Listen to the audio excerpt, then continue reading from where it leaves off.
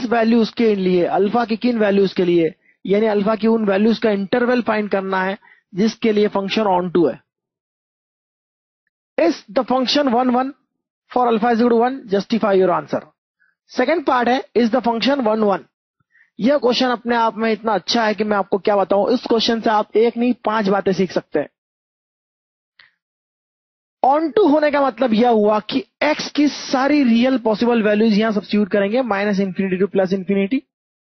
तो y यानी fx जिसे हम y लिखेंगे, y की भी सारी रियल वैल्यूज हमें मिलेगी, यानी y की वैल्यूज भी minus infinity two plus infinity कुछ भी हो सकती है. ऐसे केस में रेंज फाइंड करना है हमें, और रेंज को minus infinity two plus infinity justify करना होगा. यह फाइंड करना होगा रेंज क्या होगी. क्रॉस मल्टीप्लाई करते हैं इसका हम. क्रॉस मल्टीप्लाई करते हैं तो ये हो जाएगा alpha into y plus 6y(x) minus 8y(x²) is equal to alpha x² plus 6x minus 8. इसे हम फिर से लिखते हैं. Alpha x² as it is रहेगा प्लस 8x² होगा यहां पर, प्लस 8x² होगा, राइट में आके प्लस हो जाएगा, प्लस 6x होगा, माइनस 6yx होगा, माइनस 8 होगा, और माइनस अल्फा y होगा इज इक्वल टू 0 होगा. यहां से हम x² के लिए लिख सकते हैं. इसे x² के लिए लिखा जा सकता है. अल्फा कॉमन हो जाएगा, 8y हो जाएगा, alpha plus 8y plus x 6x होगा कॉमन यहां से, तो ये हो जाएगा 1 माइनस y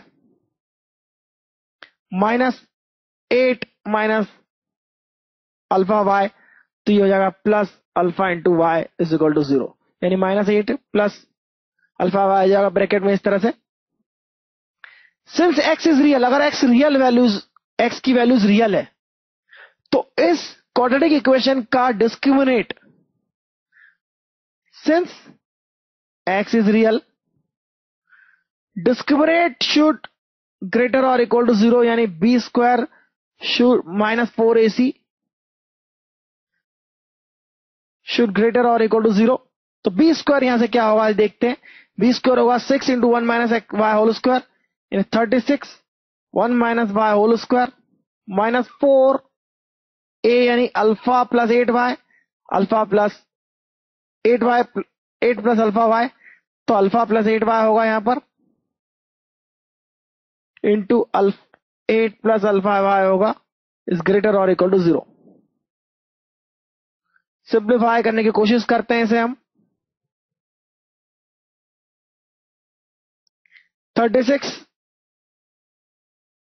4 से डिवाइड करते तो ये हो जाएगा 9, और 1 माइनस y² की वैल्यूज हम सब्स्टिट्यूट करते हैं तो 1 प्लस y² माइनस 2y होगा, माइनस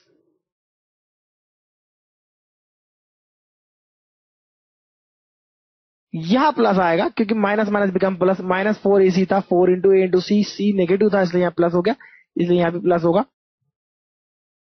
इसे क्रॉस मल्टीप्लाई करते हैं तो ये होगा 8 अल्फा, ब्रैकेट मल्टीप्लाई करते हैं तो alpha 8 alpha, alpha square y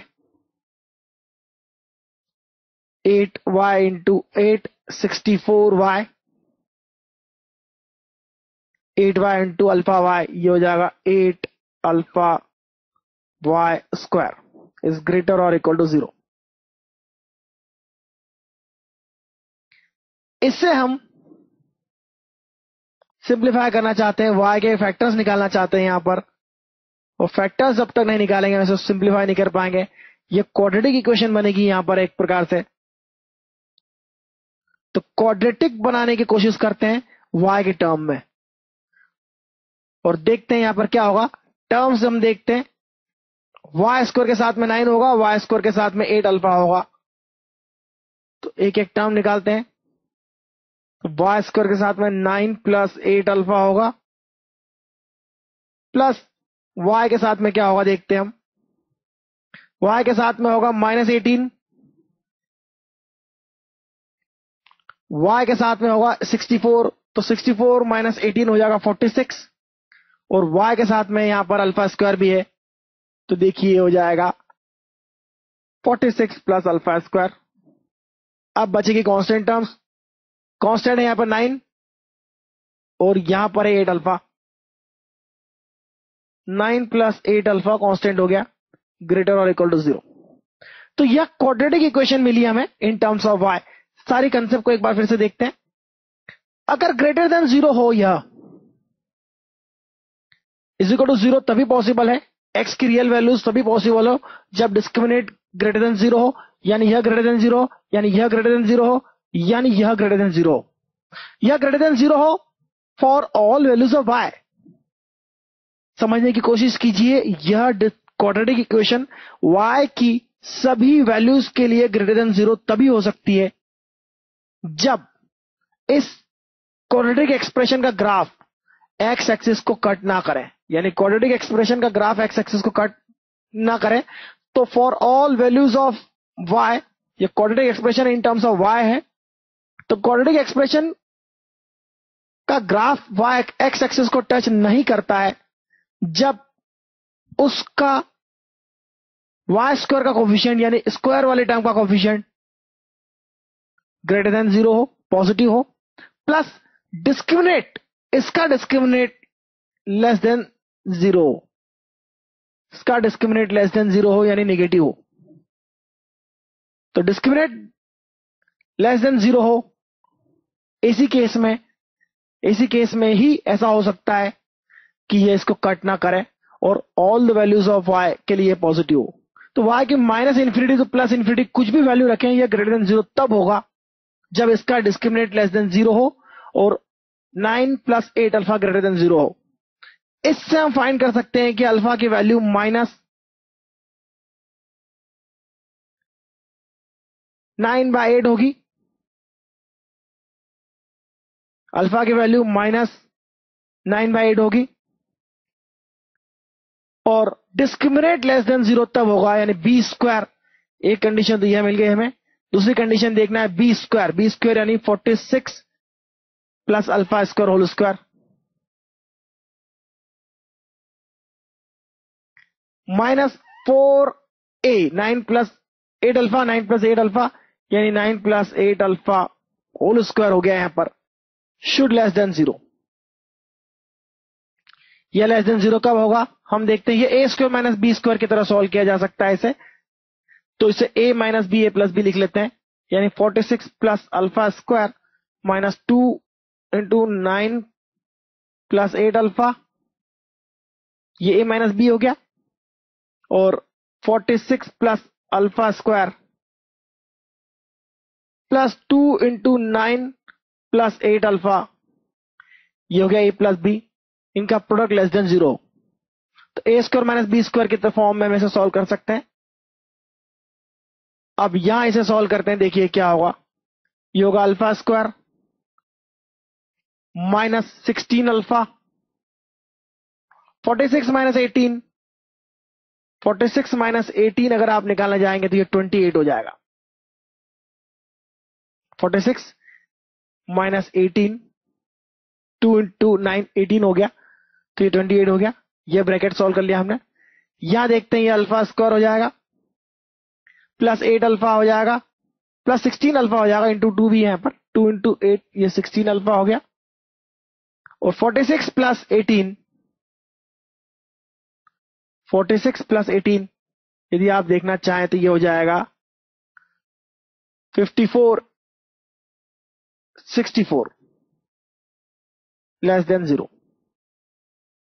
factorise करते हैं यदि आप, तो साफ दिख रहा है यहां अल्फा प्लस 8 का होल स्क्वायर है, ये अल्फा प्लस 8 का होल स्क्वायर हो गया लेस देन 0। ये और इसे लिख सकते हैं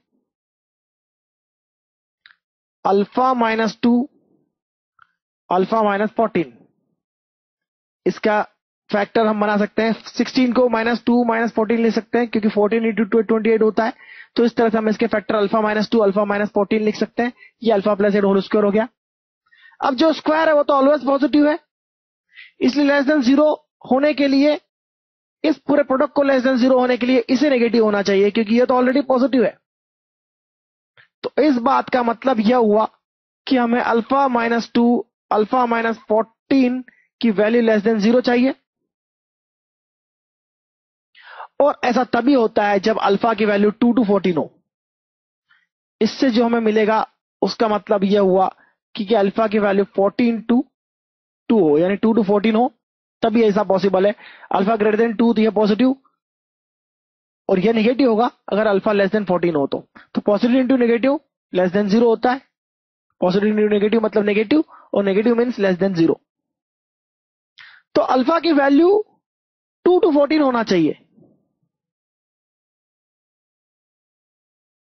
अल्फा की वैल्यू 2 to 14 होना चाहिए। अल्फा की वैल्यू ग्रेटर देन -9/8 होना चाहिए। अगर मैं 2 to 14 ले लेता हूं तो इन दोनों कंडीशन में इस कंडीशन का यूज नहीं रहा, केवल इसी कंडीशन को फाइनल कंडीशन मान लेंगे, क्योंकि इसी में यह बात भी इंक्लूड हो गई कि जो पॉजिटिव है ऑब्वियसली वो नेगेटिव से ग्रेटर हो गई। तो अल्फा की वैल्यू हो जाएगी 2 to 14। यह हमारा आंसर होगा। तो आंसर अल्फा की रेंज हो जाएगी 2 to 14। अब बात रही 2 को इंक्लूड करना है कि नहीं। 2 अगर इंक्लूड करते हैं तो d इज इक्वल टू 0 हो जाएगा, यह इज इक्वल टू 0 भी चलेगा, और 0 के केस में यह 0 जरूर हो जाता है।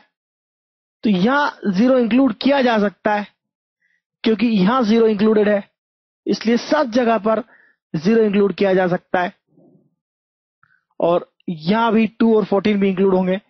तो यह बड़ा ध्यान की बात है कि आपको कहां और किस तरह से वैल्यूज को लेना है।